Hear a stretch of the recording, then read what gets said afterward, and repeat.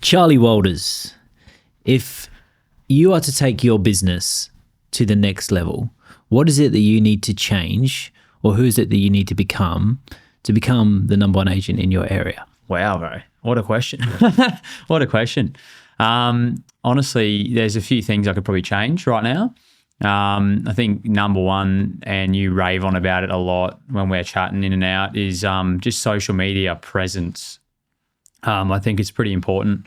And I'm just starting to kind of get the ball rolling with that. I've sold a pretty cool property last week, and I had the team out to have some media stuff done. Mm-hmm. I'm looking forward to just drip feeding that through my Instagram and pushing the socials a little bit harder, trying to build a bit more of a personality online. I think that's pretty important, because I think a lot of the time at the moment with a lot of agents, there's a lot of just black and white stuff that's not entertaining, and you just get swiped past. Yep. So I think my focus will be to try and become a bit more personable, a bit more likable online, and that's a hard thing to do. Yeah.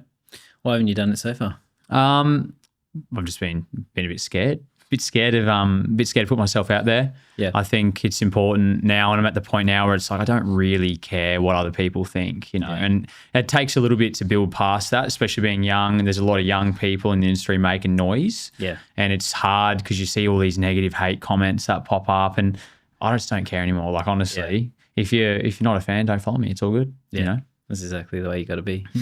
Yeah. There are a lot of young people in real estate. You know, you're one of them. It's quite hard business for young people, because you don't really have that life experience yet, and you haven't bought houses and sold houses before.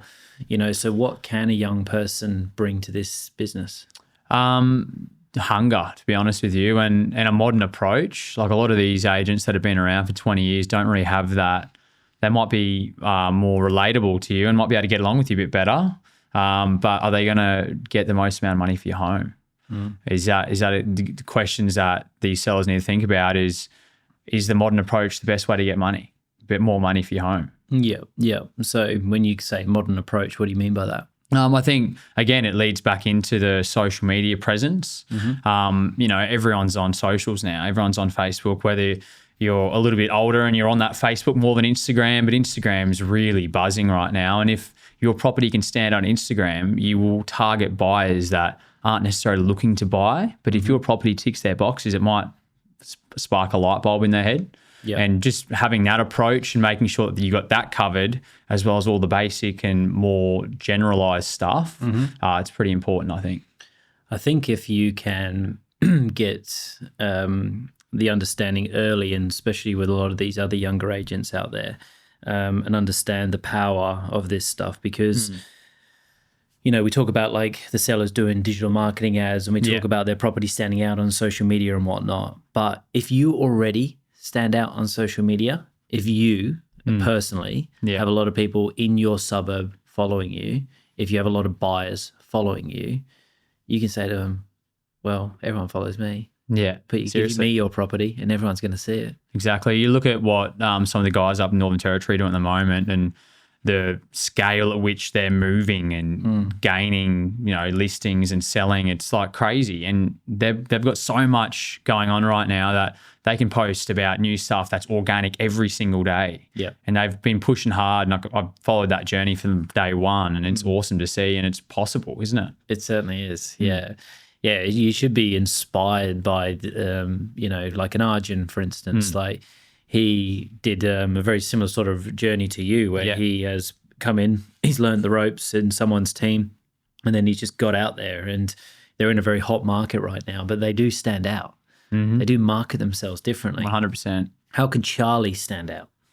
I think I've got to take a little bit. I mean, obviously, I don't want to steal anyone's ideas, but steal people's ideas, because if you can see the stuff that's working and see the stuff that's not, and focusing on the stuff that is, it's better off. Obviously, I want to make my own spin on everything and turn myself into my own brand, and be seen as a brand, not just a person, but a brand as well. Definitely. And I think that's vital. But again, it's trial and error at the end of the day. You just got to put yourself out there. Yeah. What stops, because like the younger people these days, like especially like you younger guys, like it doesn't feel like, you don't feel like the same as like the young guys when we were my age, like it felt like when we were younger, when I was your age, and some of the people that are around me, like the guys were just like going for it. Like they didn't even care, you know, like they were like, but you guys of this generation, you're a lot more meticulous. Like you Reserved. You think about things a little bit more. Yeah. And, you know, you're a little bit more cautious and you sort of analyze things first. Yeah, you know? I definitely agree with that. It's hard to put a finger on why that is. I think there's probably a number of factors in, you know, our generation and growing up and what was introduced at a younger age potentially. And I think back when you guys, you know, 15 years ago when you were my age, you know, it was a completely different world back then. And we're in a cancel culture world at the moment. And you got to be really careful what you put out there too. And I don't know whether that's got something to do with it or not. But I think there's a lot of pressure on being perfect online, and everyone's just chucking their highlights out. And when you're a younger agent and you're on the roller coaster of up and down in real estate, like everyone is, like I'm sure you still have good weeks and bad weeks. Definitely. You probably get down on yourself and you're scrolling Instagram saying positive, these guys are killing it. And you're thinking, oh, what's going on? You know what I mean? Yeah. Yeah. Well, you could be an inspiration for somebody else. You know, like your story could be inspiring for, you know, someone else that's out there who's been watching you, and, you know, like your business starts taking off and you might be able to inspire that person to do it as well. You know, because there's probably agents out there that you're watching right now and you're thinking like, oh my God, like an Arjun, for instance, like he's inspiring you. Definitely. Yeah. You know, so why don't you try and inspire someone else? Yeah. It's You know, good like perspective change. that auction that you did last week has inspired the team to do more auctions. Yeah, it has, hasn't it? Hasn't it? Fantastic auction, that one. I was very grateful for that opportunity as well. Being my first kind of listing commission only. I've only been commission only now for about 2 months. Yeah. Having the opportunity, getting an absolute waterfront house in my pocket of where I want to be selling. Yeah. I grew up next door to that house. Yeah. You know, it was a very special sale, and having, you know, 81 bids on the night and 6 bidders there. Yeah. Fantastic result. And the team too. We had a great buzz, and everyone was hyped up after that auction. The whole street was there. Yeah. Like it was absolutely perfect for your business. You know, like it was the best way to show off that Charlie's here. Yeah. Freedom's here. This is how we do things. This is our team. Check us out. You know, like you stood out and you did everything right with that listing. You know, like you could have taken the safe approach and been like, oh, we'll just leave it open to offers and I'll sell it, you know, and you probably would have sold it for an okay price. But on auction day, you had such a battle that the sellers got more than what they were expecting. Exactly. Yeah, they wanted 1.4 for this house. We ended up selling for 1,555. And they were, you know, potentially looking at selling it to a family friend. And I thought, just wait, see what happens on auction day. And it was a fantastic result. And I'm so stoked that I got that opportunity. Like I literally grew up next to this house. I was running around as like a 6-7-year-old in this guy's backyard. And his back gate was right near his fish filleting room, and he used to bring fish, and I used to cook fish, and it was just awesome. Yeah. And that opportunity has just changed. I'll be grateful. That's a very pivotal sale in, I think, my start of my sales career. Definitely. Yeah. It gives you something now to talk to the street about. Exactly. It gives you something to call everyone in Vicky Point about. Yeah. It gives you an opportunity now to take those leftover buyers and sell them something. Yeah, and that's what I'm trying to do at the moment. I've got few people. I'm just trying to get some stuff happening in the background and potentially put a deal together. And a lot of people I just want to help get into that pocket. I can sell that pocket. I know that pocket very well. I love the lifestyle down there. I'm fortunate I've got people that live in that area. So I'm always in the area. I'm always in and out. Yep. I love the area. I want to sell the lifestyle, and I'm able to do that now. I've got people that want to buy into that pocket. Definitely. So now where your head should be at is, how do I get everybody in that suburb to follow me on social media? Yeah, exactly. Yeah. You know, how can I provide value to that audience, you know, because they will follow you if you provide them value. Yeah. If you entertain them, you know, if you're positive, like you said, that's something that you need to figure out, you know, and it's not like trying to be the same as everybody else. Just had Luke Moss in here before, and we're talking about, you know, what's he going to do to, you know, get noticed in Redland Bay. Obviously, he's into his fitness and whatnot. Yeah, definitely. He's talking about doing a 100-kilometer run through Redland Bay. Yeah. Getting the whole of the Redland Bay to sponsor him, and, you know, like, and get noticed that way, but do it for a cause, you know. So I'm not saying you do something like that, but like, how do you get everybody in Victoria Point to know that Charlie is the one you need to call, you know? And you young guys, you know, like, I had it when I was coming up. I used to think like, how am I going to relate to these people? You said it at the start, Yeah. you know, like, well, maybe this older person can get along with them better, or you know, they might be able to talk to them differently than what I can. And I used to have that when I was coming up. I used to think like, I'm nothing like all my clients. I'm like 25 years old, and all my clients are like in their 50s, 60s, like, you know, all these families that I'm selling for, and all these old women I'm selling for, and I'm like, am I relatable? Like, and I had this like thing, and I was like, am I relatable? And I was like, how can I be more relatable? I was always like trying to question myself, like, how can I be more relatable? But what you've got to realize is you're so relatable. Yeah. You are so relatable, bro. Like, people will relate to you. They relate to your story because they've got a son like you, or they've got, you used to be like them, or, you know, like you're trying to start your business like they did. These are all relatable things. What were some of the things you did when you were starting out to be relatable? You were tackling, was it Ormiston back then? Yeah. Yeah. I think I just stopped caring about all that shit. Yeah. That's what I was just like, you know what? Like, I am relatable. I'm going to stop worrying about the things that, you know, I think are my issues, and I'm just going to double down on the things that I think are my positives. I think that comes down to being comfortable being yourself too, doesn't it? Because I've honed in on that recently, like this year and even kind of last year, just like realizing, okay, if some people don't like me, or if some people don't agree with some things I agree with, that's okay. You have your say, I'll have my say, and that's completely fine. And I'm comfortable being myself now. Yeah. And I'm stoked at the moment. I'm in a really good routine. I'm going to the gym every morning with some of the guys from work, and loving that. And that's good for the mental. Yeah. And then coming into the work refreshed and ready to kind of tackle whatever task that day throws at me. Definitely. But yeah, being comfortable being yourself, I think, is where you can be relatable, because they go, okay, I can see that aspect in him, I can see this aspect, and so forth, you know? Definitely, mate. Definitely.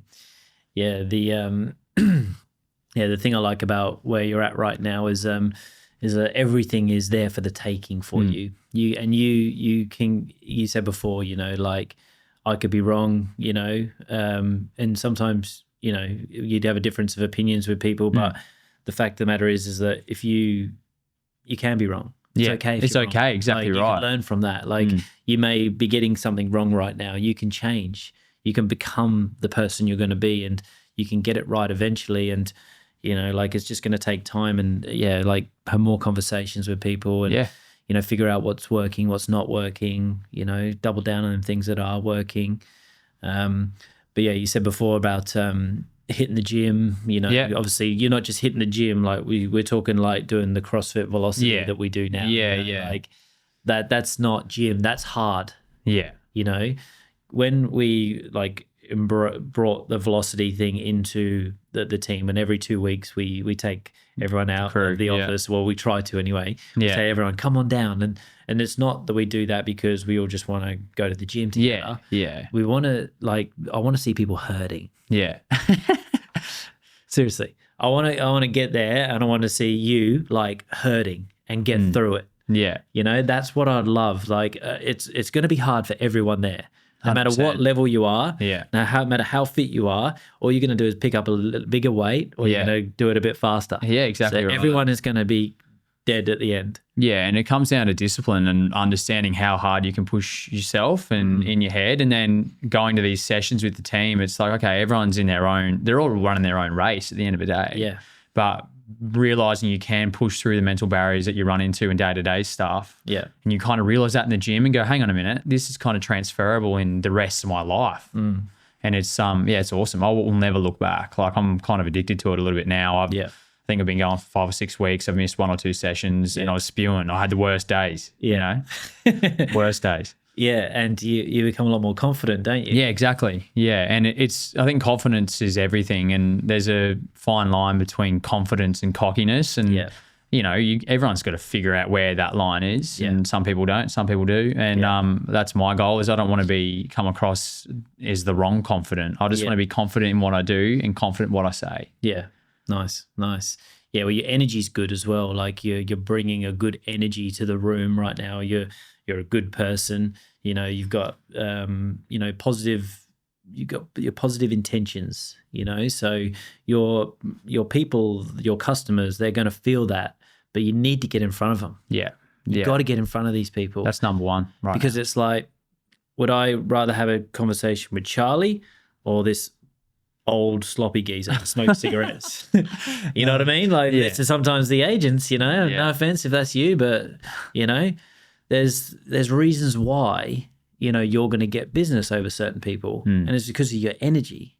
And like, you need to transfer that energy and make people want you to be in their lives. Yeah. You know, because they're gonna want to do business with you if they feel like, don't mind hanging out with Charlie. I want to see him do well. Yeah. Bring some good energy to my life, you know. So you need to stay on that. Definitely. Like, big time. Real estate agents, what if you had a course that could give you all of the tools needed to absolutely kill it in 2025? I've built this course. I've been in real estate for 20 years. I've listed thousands of properties, and I want to give this course to you now. I used to sell this course for $2,000 a pop, and now I'm going to give it to the first 100 people for absolutely free. It's yours for the taking. Snap it up. What's something that you feel like you're struggling with right now? Like, how can we take you to this next level? I think it's tough at the moment. Obviously, just staying consistent. Sometimes you have these bad days and you kind of, you know, you get down on yourself, as everyone does in real estate, focusing on ironing out those kind of wrinkles that everyone goes through is probably number one for me at the moment. And I'm talking to so many people right now that are so close to wanting to sell. And it's just about nurturing them in the right way where I'm not being a pest. Yeah. I don't want to be a pest. Yeah. Because I'm not going to get a listing. Yeah. And they're not going to like me. Yeah. I want to provide value, and that's my goal, is providing value in every touch point that I can. Yeah. And I think it then always links back to this socials right now, is if I can have a likable and value-giving social media presence, that makes the conversations that I'm having with these potential sellers and these potential buyers so much easier, because they already know a little bit about me and they know that I'm keen in the area that I work in. Everything you just said there, do you say that to these future sellers? Yes and no. Obviously, you know, I can't even remember what I just said just then. But well, you know, like when you're on the phone to them, you say to them, you know, like, obviously I want to do business with you. Yeah. I want to be your agent, but I don't want to be a pest. Yeah. I don't want to annoy you. I don't want to just provide you no value. Like, is there anything that I could be doing for you over the next month for you getting your house ready that's going to help you, that's going to support you? Are you following me on social media? This is what you say to them. Yeah, definitely. Because now when they're like, oh, no, I'm not. Well, would you mind following me? Are you on Instagram? You know, let's follow each other. Yeah. And then you follow each other, and now they can see who you are. Yeah. So every couple of days you're posting, let's say, and it's like, I'm in Vicky Point today. This is Marcella Mary. You know, this is what we're about. And they're like, I'm like Mary. Yeah. Charlie would love to do business with me. I'm just like Mary. Yeah.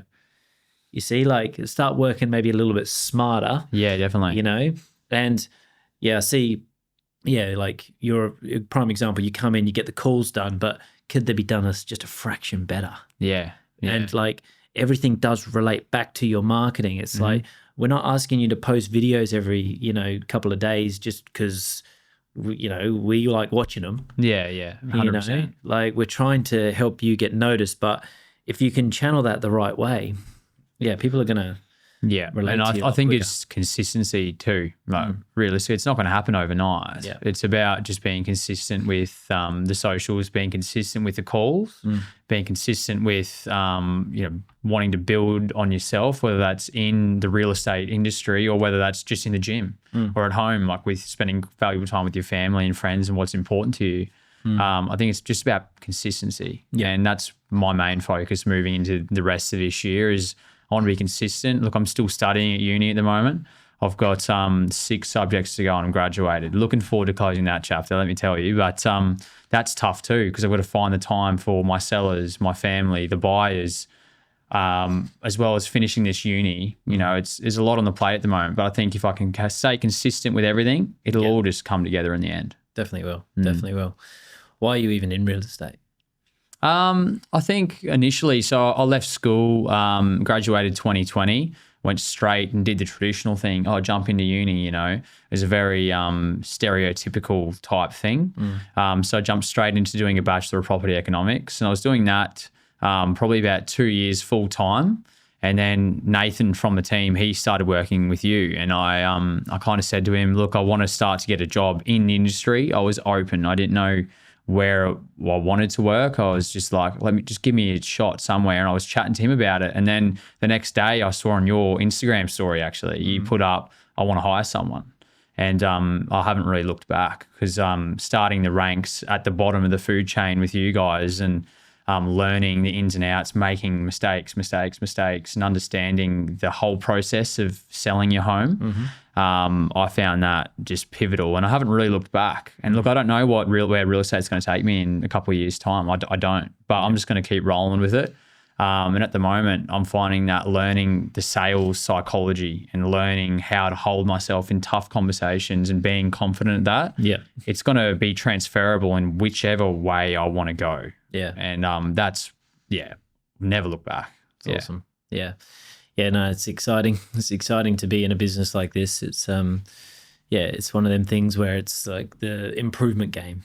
I keep saying it all the time. I keep saying to all you young guys, I'm like, why would I want to give you $30,000? You know? And that's the reality of it. It's like, why would I give you this money if I'm a seller? Impress me, you know, bring some energy to my world, help me, support me, you know, like how can you fast track everything? I think it comes back to the socials and just doubling down. Yeah. You know, opening that socials avenue right up, I think is where I could see exponential growth. And it might not happen in the first 6 months, might happen in the first 12 months, but it'll eventually just click. Yeah. And that's what's happening for the guys in Northern Territory. And it's phenomenal, seriously. And they got such a cool little click up there, and it's just working for them. Definitely. I'm stoked to see it. I think like you're studying at uni at the moment, if you start to study this business as well, you know, and start to understand a little bit more about the investment world. You know, you've obviously got a lot of experience in the development side of things, but you know, if you can understand like how to leverage your money and why, and talk to brokers more, and maybe go to a few more seminars. You know, we've got Eric coming up. We went to one last week. Like, there's just things you take from these. Definitely. Like, you could be there all day, and if you're really interested in your business and then you watch these people and you take notes, you will pick up so many things that you can implement into your business that might, you know, that ticket, it cost you $500, it cost you $1,000, whatever the ticket is, but you've just got this value that's going to make you $50,000 in the next month. 100%. Yeah, definitely. I think that's something I want to look at doing too, is not necessarily just being a real estate agent, but learning how to be an advisor. And I think that's where the real value is telling, you know, a potential seller, don't sell your house. Why are you selling your house? Why don't you keep this investment and do it this way? Have you thought about that? And that is where trust is built. But at the end of the day, I want what's best for the clients I'm working with. And if it means I'm not selling the house this year and next year, so be it. That's okay. Yeah, exactly. Yeah, it's exactly where you need to be living, 100%. Yeah, you will gain trust that way. And people still want to sell. People still need to sell this, you know, like, but yeah, what's best for them? You know, have they explored all their options, and, you know, is it the right move right now? And if it is, fantastic. Let's do it right. Let's do it well. Yeah, exactly. Let's go hard. And this is what that's I recommend. like a lot of that dialogue you just said then. It's like I kind of just heard you on the phone when we used to work in your team, and it's just so easy in that environment where I've got you and Jake making calls all day, and then I'll just hear what you guys say, and it's like, I always thought of it like skateboard tricks, you know, like I'm not good at skateboarding, but you know, you learn these tricks and you kind of just grab them. And it's like the same when you're speaking to sellers and speaking to buyers, and you might be in a bit of a tough conversation. You can grab these things to get you out of, you know, it's like a get out of jail free card, isn't it? And I feel like when you run into objections in conversation, there's only so many objections you're going to get. And if you know all the answers, if you got the dictionary there, you can get out of it and get what you want out of that conversation. Seriously. Yeah. It's like I say it all the time. It's like this little like puzzle. Like, it's like, all right, they're going to go there or there. And then if they go there, these are the three things that will take you down this road. And if you get that one right, checkmate. Seriously. You know, but if they go this way, they're going to go here, and then you can pop them back over here. And if you get that one right, checkmate. You know? And it's literally like, that's the game that we're in. And it's like understanding which door to open. And if they go that direction, there's only 3 other ways that they can go now. And if you can get them through that right door, you're in the door. You know, you're sitting down with them now. And now you've got the opportunity to get the paperwork signed. And you would have seen that when we go to listing presentations. All the time. You know? Do you feel like there's so much is like being on the phones and whatnot? Yeah. But if you and I went to a listing presentation together, you know, like how much more do you learn in those tougher conversations than just on the phones every day? A lot more. Because I guess it's like when I'm listening to you on the phone in the office, I can't hear what's being said on the other side too. Yeah, okay. So that's an aspect. But being in the flesh, being able to, like, there's a whole aspect of being able to see this other person that you're speaking with and understanding their body language and what, you know, tailoring a package that suits them and you handling objections and me sitting right next to you. It's like, I'm right there. I'm pretty much saying what you're saying through you, you know what I mean? And understanding that, and I just grab all this. It's so valuable, these things I can say when they pop up. And to be honest, most of the things that I say and have become part of my dialogue I've learned in a listing presentation with you. Yeah, definitely. Yeah, what I'm going to get back to in the office a little bit more of, which I think we've been lacking, is a lot more role play. Yeah. So I'm going to do a lot more training sessions around getting people up and firing objections at them. Yeah. Because how fun are they? Yeah, they're fun. You like kind of shoot yourself a bit, to be honest, but especially when you're in. But I think when you're in that environment where you're kind of uncomfortable is where you learn the most. Yeah. And if you push your boundaries in that front, you know, when you're in front of a seller, if you can do it in front of 20 agents that are watching you, who know what they want to say, you can definitely do it in front of a seller. Definitely. Yeah. Yeah. So people that aren't watching this, what we do sometimes with the agents, and we got a lot of, like, you know, newer agents that are learning their crafts and maybe they haven't had that objection before. And we bring them up and we say, all right, get up and answer this one. And we start firing things at them and see how you respond. Yeah. It's good fun. But it's good to be under pressure and learn, because I think you're under pressure in a listing presentation. You don't have time to think. You can't, you know, just stop talking. Yeah. I mean, you can for a bit, but I think, doing that, just preparing you for the, you know, worst case scenario. And we definitely need to ramp that back up for sure. Yeah, and if you're not practicing and if you're not learning, it's like going to the gym again for, you know, having 3 weeks off, and then you get back in there and you try and lift up them same weights. Or it's not the same, is it? You know, no. It's and sellers can see that, you know. Sellers can see when you're a little bit nervous, because as much as you all might be reading them, they're reading you. And there's more attention on you because you're over in their house. You're in their living room. You know what I mean? That's it. Absolutely. No, this is awesome, bro. I'm pretty... like when I first met you, I was like, this guy is going to be good. Like, he's going to be good. Where you're at right now, is it like, it's a moment where it can go steady or it can really go. Yeah. And you got to decide which way you want it to be. And a lot of people take the steady route. You know, I'm happy to be a steady agent, you know, happy to be okay at this business, you know, which is a lot of people's path, you know, and that's no problems. But then you've got this other, you know, group, and they say, you know what, fuck that. I'm coming in. Yeah. I'm going to inspire the rest of the people around me. I'm going to be the one driving this team to the next level. I'm going to be the one getting noticed. And if sellers don't list a house with me, they're mad. Yeah. There's that like there's that's something going on up there. The switch, you know? Isn't it, in your mind?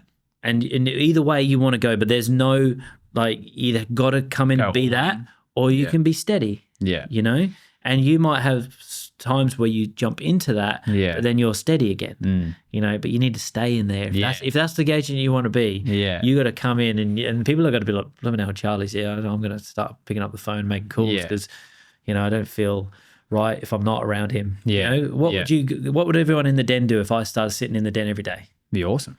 Yeah. Because we'd all just be like, okay, Josh is here. He's making the calls. Yeah. If he's making the calls, why am I not making the calls? And I'd be pissed off if other people weren't making the calls. Yeah. Yeah. Well. 100%. But that's the energy that I would bring to that room. Yeah, exactly. So that's the energy I want you to take to that room. You know, that's who you've got to be. You know, because, like, why are you talking to me about what you did on Thursday? I don't give a shit what you did on Thursday. You know, talk to me about real estate. Talk to me about that objection you just handled. You know, let's have a quick laugh and then pick that phone back up and go again. Yeah. You know, I don't care about nothing else. Definitely. I don't want to look at anything on your laptop. I don't want to look at anything else. I want to look at my database, and I want, as soon as this phone call finishes, if there's nothing constructive to talk about, I'm ringing it again. Yeah. And I'm flowing, and I'm going to drive everyone else up. And everyone else in our team getting listings is going to help you get more listings. You know, so if we can create that energy in that den, that is like, we are here to get it done. Definitely. It's on, like we do when we get to velocity. Yeah, 100%. When we get to velocity and there's someone in there that's like, I'm just gonna, take it easy, and and everyone's like thinking like, come on. Yeah. You know what I seriously. mean? Yeah. No, you're not. Yeah. We're here. And we lift them up, don't we? That's it. 100%.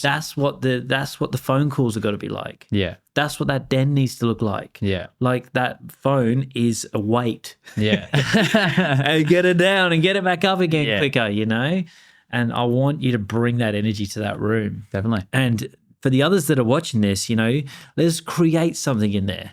Let's do this. We had a couple good like periods last year in that den, and we were doing these hour of power, and we would all be blasting these phones. We were all getting like 15 connects an hour. Yeah. And we need that back. We need something like that. We need the drive, because there's nothing better than everyone doing well. Yeah.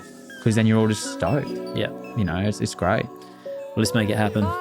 Cool. Bro, it's been awesome to have you in here today. Appreciate the time. Let's do it, bro. Sounds good. Cheers.